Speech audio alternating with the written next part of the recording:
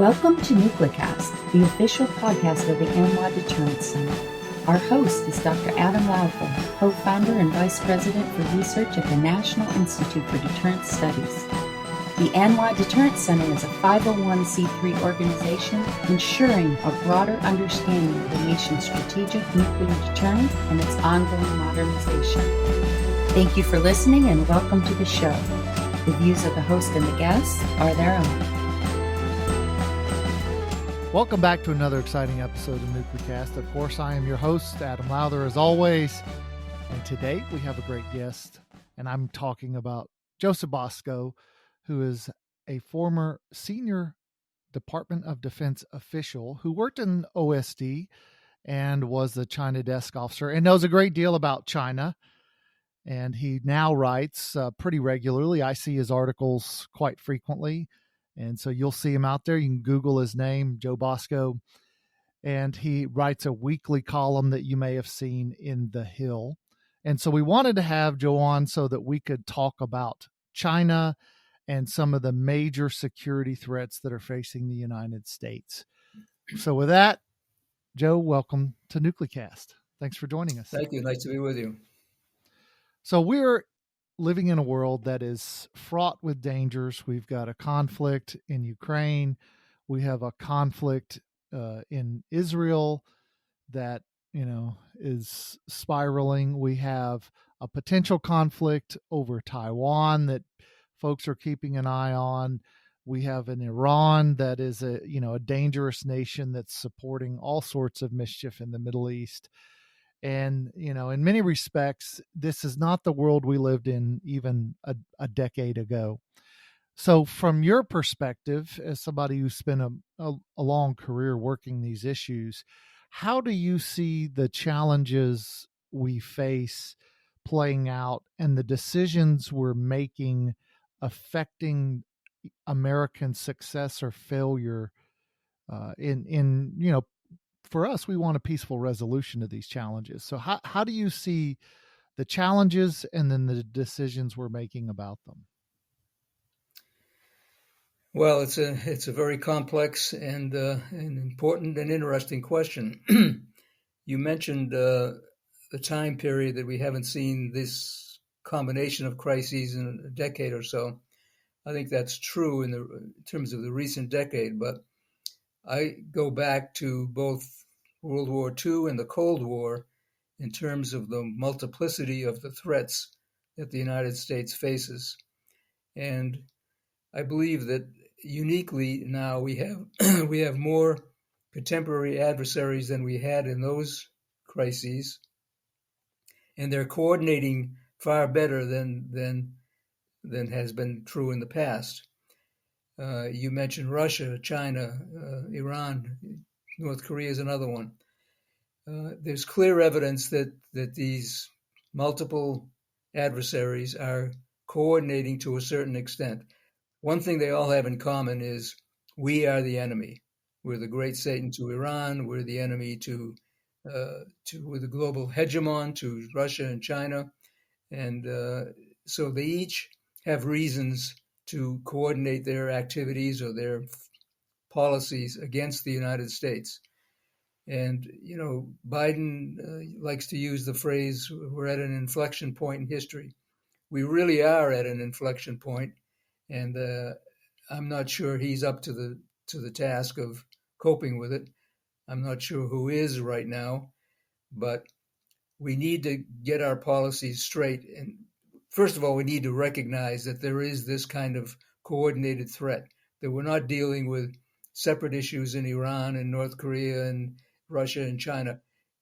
These people are coordinating. They see ways of sniping at us from different angles and weakening our resistance. And I think that it's in some ways succeeding in that effort, that there's a great weariness in the United States and in the West generally to confront multiple challenges. And nobody wants war, as you say, but the other side is willing to risk it far more than we are. And therefore they're willing to push us to the brink. And you hear Biden, for example, even before the Russians went into Ukraine, saying We're not going to send troops, and we're not going to do no-fly zones because that's World War III, he said. Well, when you've got that mindset that anything you do is going to trigger World War III, you open the door to the other side pushing, and you're going to be the one to back down.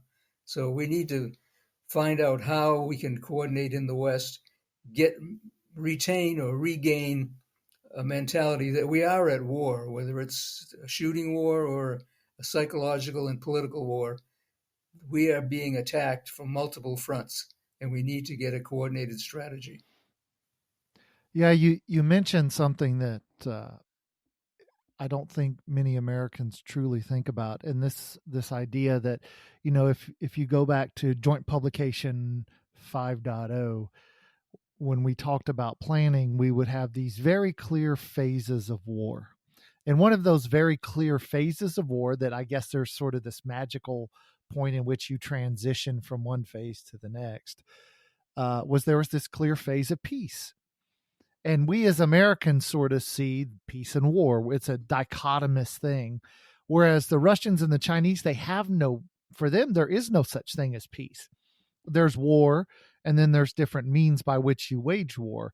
And so for them, they've been in a very long-term disinformation, misinformation war against the United States that, frankly, I see as being highly successful, particularly now. And I wonder, when the American people don't see war as a continuous thing like the Russians or Chinese do, it makes it a lot harder for us to fight it. So how would you try to either, I don't know, redress that, convince the American people that their view might need to change? I mean, or maybe I'm wrong, and maybe it isn't as I describe it. No, I think you're right, and I think the short answer, which is, as Reagan used to say, simple but not easy, is leadership. The reason the American people and the West generally don't see the danger is because our leaders haven't told them there's this kind of universal danger. And so they need to get the mentality that they had during the Cold War and during World War II. Everyone understood what World War II was about at the time, although for a few years before that, people didn't see the danger. In the Cold War, it was less clear. We weren't fighting and shooting. That's why we got into Vietnam, Korea, and other places where we didn't see a universal threat. So we allowed the enemy, the adversaries, to build their momentum. And then it erupted into a small regional conflict that people said doesn't really concern us. Why should we care about something that's happening in Vietnam? Like Chamberlain said, why should we care about something that's happening in Czechoslovakia? It's so far away from Germany or England. So it comes back to leadership. We need leaders who can mobilize public opinion, educate them on what's really happening in the world, and stop soft peddling it. Keep in mind that our policy for 45 years with China has been engagement, that if we simply trade with them and have interactions culturally and otherwise, they'll be more like us. They won't be hostile. They won't be aggressive. The premise of that whole engagement policy has been proven to be a failure and invalid. So we've got to start changing. I think it started to change, frankly, during the Trump administration. He had I hold no brief for Trump himself, but he had a superb national security team that did see the China danger as on multiple fronts, and they started to educate the people. Biden has selectively followed some of those policies, but not nearly enough, and he doesn't relate them to each other. He doesn't see what he's doing in Ukraine, what he did in Afghanistan, affecting how China evaluates the risks and opportunities. So as we think about China, and we think about, there's always a comparison between China and the Soviet Union, and many people will sort of look at the Soviet Union, see it as a sort of this very clear communist ideological bloc, and they'll say, well, it was way more dangerous and problematic than the Chinese. The Chinese aren't quite as ideological. They don't aspire to the destruction of the United States and the capitalist democracy like the Soviets did. But I wonder, if you look at China, it's much more populous. It's got an economy. The Soviet economy was never more than about a quarter of the U.S. economy, whereas the Chinese economy is, roughly 80 to 90% of the American economy.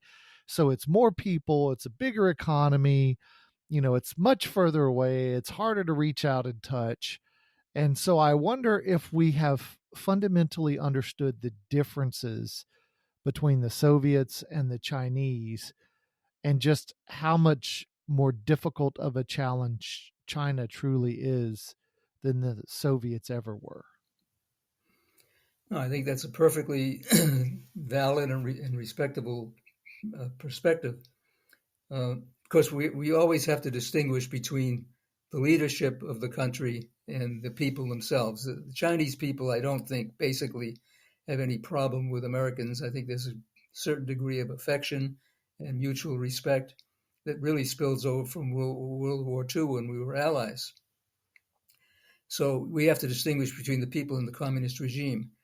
But there's no doubt that the communists in Beijing, whether they call themselves communists or not, and the revanchist leadership, Putin, in Russia, the one thing they have in common, as I mentioned earlier, that the U.S. is the adversary. The U.S. is the enemy to be undermined, to be defeated, hopefully without war. I don't think any of them want a world war, a nuclear war, but they sure as heck want to undermine the United States and defeat us in various other ways: gray zone activities, disinformation, misinformation, psychological warfare, economic warfare. So there's a range of ways where they're attacking us, and we need to be able to confront them in each of those. And more than that, I think we need to get off the defensive and start being a little more proactive in each of those areas. So I've often described Russia, China, North Korea as having an authoritarian arsenal. In many respects, as I look at the challenge, I see, I would never say that they're a unitary actor. I mean, they're friends. I think what Putin said, friends without limits. But I often wonder, if the situation were right, would Russia, China, and North Korea act sort of in a unilateral fashion together to coerce the United States? As you look at it with nuclear weapons, do you think that the Russians, the Chinese, and the North Koreans could ever get on board together to try to coerce the United States? Because they if you take them as a group of three, they clearly have a superior nuclear capability to the United States.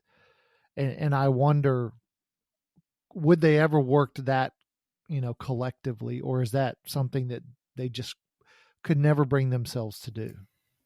Well, if you're asking whether they would formally or officially declare, in effect, war against the United States and threaten nuclear weapons, no, they're not quite that blatant, but they've come pretty close to it individually. Each one of those countries you mentioned has made nuclear threats against the United States. Putin has done it on Ukraine several times. He said that if the West or NATO intervenes in any way, or if Ukraine does certain things, or if Putin gets the sense that he's losing the war and that his Russian sovereignty is being challenged, he's brandished the nuclear weapon threat. China, on at least 4 occasions, generals and admirals in China have said things like, you care more about Los Angeles than you do about Taiwan, and they've threatened, one admiral threatened the destruction of hundreds of U.S. cities with nuclear weapons. They throw this out, and of course, it's always deniable. Xi Jinping or someone else would say, well, we didn't say that. He was not authorized to say that. They've done it. North Korea has done it, made threats like that, and it is now building the capability to actually do that, long-range missiles that can reach the United States. So they're not so blatant that they would officially declare war and say we're all going to threaten nuclear weapons attacks against the U.S., but they're doing it in subtler ways, in random ways. But I believe that they have their unofficial coordination when they get together or when their people speak. They all start with the point that the U.S. is the enemy that must be defeated one way or the other. Now, it's that time in the show where we have to take a quick break, so we'll do that. But when we come back, I'd like for you to talk about this, this fundamental conundrum of Taiwan, and how do you see the CCP's desire for Taiwan and to bring it into the PRC as part of a controlled by China? How do you see that playing out? And then how do you see the United States and other Asian allies responding to that effort? And so we'll talk about that when we get right back. You're listening to Nuclecast. This episode of Nuclecast is brought to you by the ANWA Deterrence Center, whose mission is to educate Americans about the nuclear enterprise and strategic deterrence.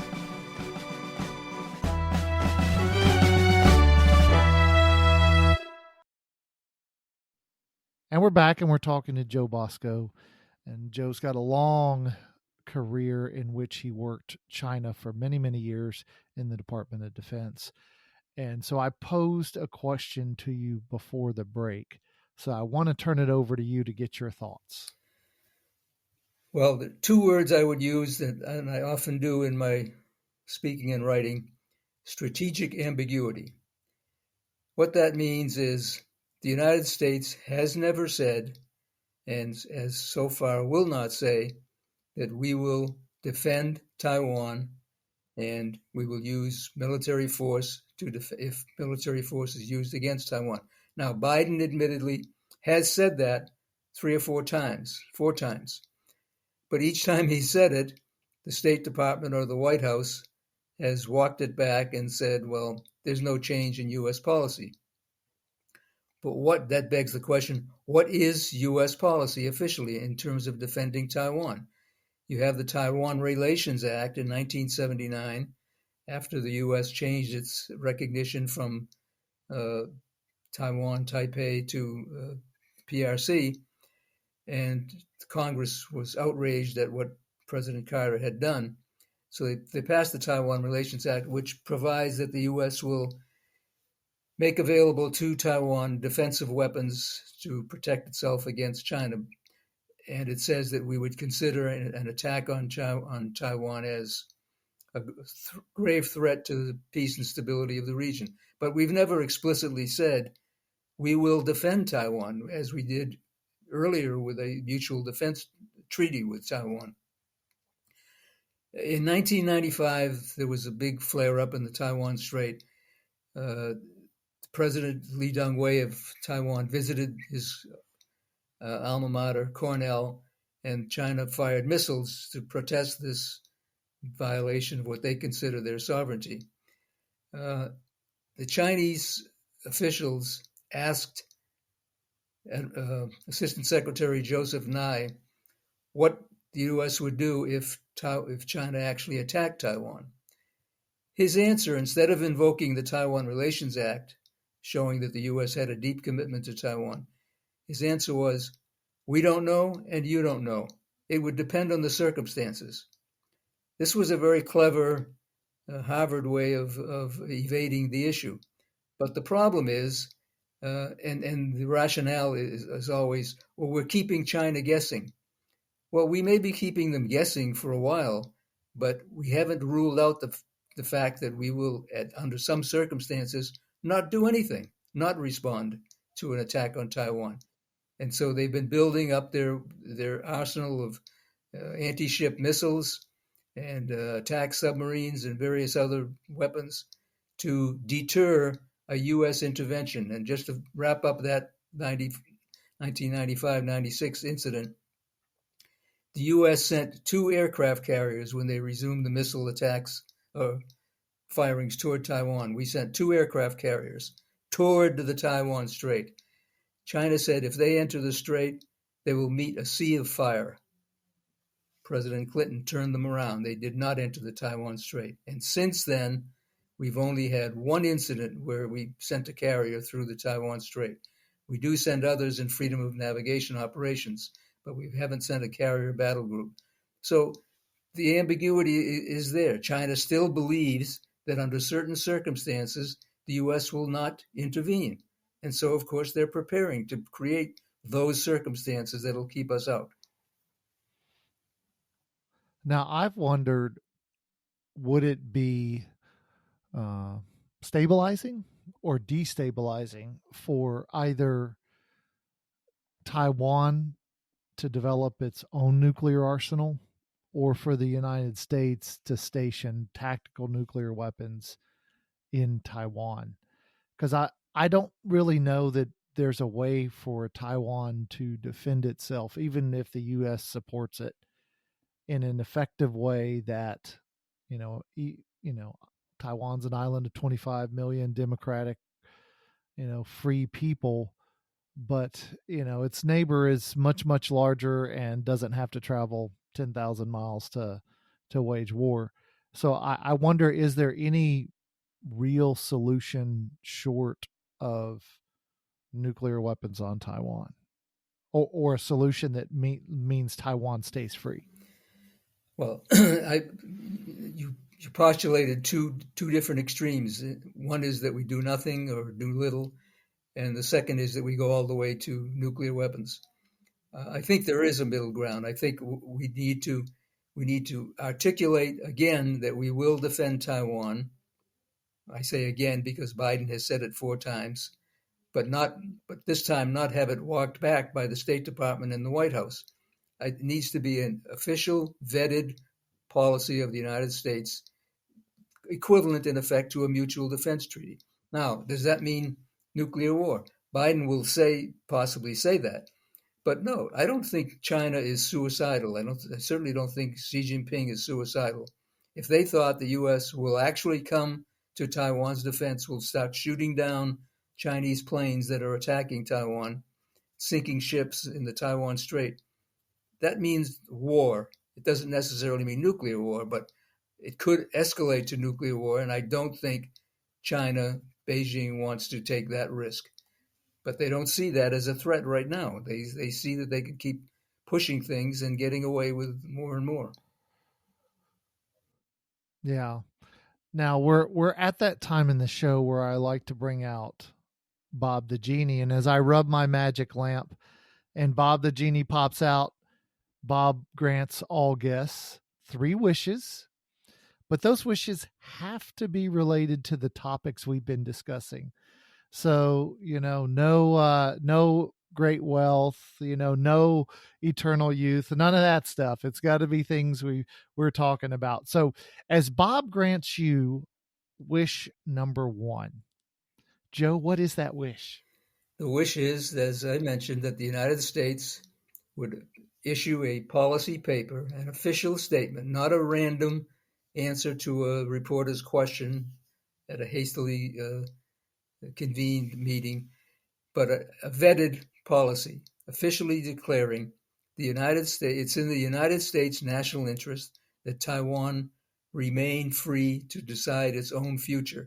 And if it decides to join with China, so be it. But there's no chance of that really happening. And that we will defend Taiwan unequivocally. And that's, if we would state that, if an official policy position, that the United States government is committed to the defense of Taiwan, equivalent to a mutual defense treaty, I think we would do much to ease the tensions in the Taiwan Strait. Yeah, it's I've often wondered, why don't we sort of offer a very clear history of Taiwan, because China's claims to Taiwan are, illegitimate. Throughout the history of, I'm pretty familiar with the history of Taiwan, and historically Taiwan was never part of China, imperial China, nationalist China, communist China. It's always been independent. The Dutch have been there, the Japanese. It's been, Hakka pirates. It's been all kinds of things, but it hasn't been part of China and administered by China. And so I wonder why we don't sort of tell this history that, hey, it's not that you're losing something. Taiwan is something you never had. I've never quite understood why that point isn't made sort of more vocally and clearly, such that it pushes back on the PRC's narrative that they want to restore a a breakaway province. That's one of the things I've never understood. I totally agree with you. I think you characterize the history quite accurately, and we need to do that as part of an overall information campaign to China and to Russia and to North Korea, for that matter. Okay, so now it's time for wish number 2. So, Joe, what is that wish? That we would immediately provide Ukraine with all the weapons it needs to defend itself, as defined by President Zelensky and the Ukrainian government, not as defined by United States officials. We've been withholding, although we've provided lots of help, lots of ammunition, lower level weapons. We've never given them in a timely manner the kinds of weapons that they clearly need. For example, we delayed for many, many months sending them battle tanks. They needed them against the Russian onslaught. We said, no, that would be provocative. This has always been the fallback position. We don't want to provoke Putin because he will escalate. Jet fighters, we've been withholding those. We've been withholding major anti-aircraft systems, air defense systems. All of that we should lift the barriers to those weapon flows. And I think we would see then Ukraine would turn the situation around on the ground and regain the momentum it had until last summer, when our interruption of weapons slowed their counteroffensive and has led to the Russians regaining some territory. So that would be a major wish, and that Biden would drop the idea that doing that is going to be provocative and trigger major escalation by Russia. I don't think Russia has the capacity for a major escalation in Ukraine, short of nuclear weapons, and that's a hollow threat that Biden should disregard and not be intimidated by in the future. Do you think part of the ration, or part of the thinking in terms of not giving Ukraine these systems, is that the arsenal of democracy is in part a hollow arsenal, that we just lack the capability because we haven't been keeping the cupboard stocked, and therefore part of it is to just keep the cupboard stocked such that if another war breaks out, we can fight that war? Because I've heard quite a bit of discussion that we could last about 10 days ish in a large scale conflict with China, for example, before we are out of munitions and weapons. And so, do you think that's part of why we're holding back, or do you think it's a different? No. I think that is part of it. People, and there are those who support our defense of Ukraine and also support our defense of Taiwan, who argue that we can't do both. That the weapons that we're sending to Ukraine could have been used to a certain extent for the defense of Taiwan, let alone the fact that our own self-defense capabilities might be diminished by the flow of weapons to these other places.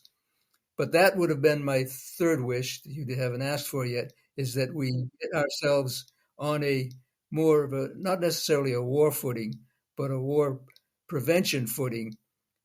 Reagan said, peace through strength.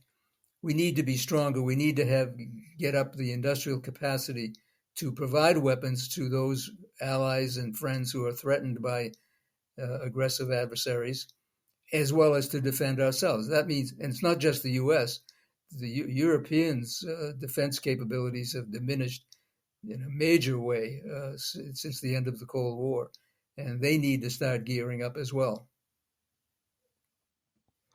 Now, as we end the show, I oftentimes ask our guests to sort of give us your walking away points that you want people to remember 6 months or a year from now. That we are engaged in, we're in the middle of an inflection point in history that decades from now, historians will look back and say that was a period when the West either did or did not, or failed to recognize the multipolar threat coming from loose alliances, loose relationships, strategic relationships, as Xi Jinping and Putin described it, between Russia, China, Iran, and North Korea. There's a flow of weapons. North Korea is providing certain kinds of munitions and drones and so forth to Russia to use in Ukraine. Iran is providing drones. Russia, in return, is providing them with systems that they lack. So we've just got to recognize that we're, sad as it may seem to many, particularly in the younger generation, who don't take war as a given, we are in a war of sorts already, and we've got to prevent it from turning kinetic. And the only way to do that is to show both the ability and the will to resist. And we're failing in certain ways in both domains. All right. Joe Bosco, thanks for joining us on this episode of Nuclecast. Thank you. Good to be with you. And thanks to you, the listeners, and we'll see you on the next episode. Well, it's always interesting to talk to one of the graybeards who's been around a while and, seen, 40 plus years of the way things have changed, going back to the Reagan administration and earlier and moving forward. And it gives you a sense of perspective. So having a good conversation with Joe was great. And it always, it feeds that greater understanding and helps you think back at what we ought to do. So hopefully you enjoyed the discussion. This has been a production of the ANWA Deterrence Center, a 501c3 that seeks to educate key decision makers, stakeholders, and the public to ensure a broader understanding of the nation's strategic nuclear deterrent. Our executive producer is Kimberly Charrington, and this episode has been engineered and mixed by David Krumthal. Help us grow our followers by sharing it and follow the show on LinkedIn, Facebook, and Twitter at Nuclecast.